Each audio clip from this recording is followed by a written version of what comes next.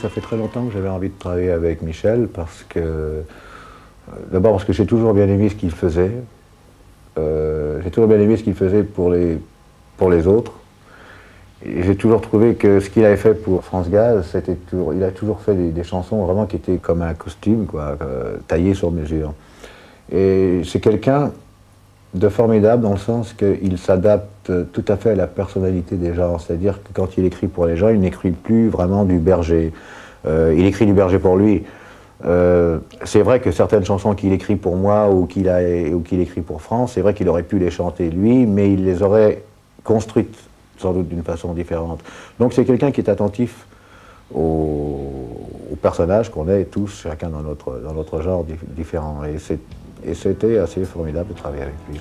Il y a des flingués qui traînent sur scène et on démonte les projecteurs quand sa vie n'est plus mise en scène. Ça lui fait peur.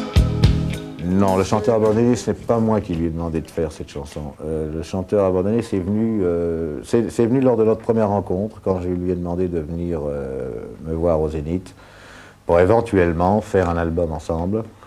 Il est venu voir le spectacle, et puis ensuite nous avons dîné ensemble.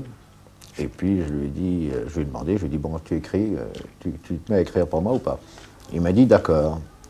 Et il était venu dans ma loge après le spectacle. Et il est rentré chez lui, et le soir même, il a écrit Le chanteur abandonné.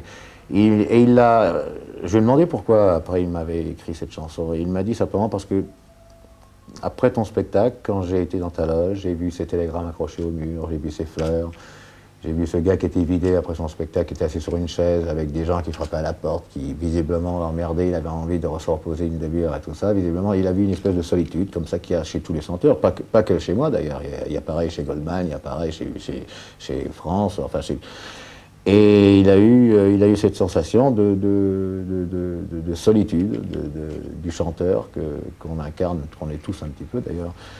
Et ça lui a donné envie d'écrire cette chanson.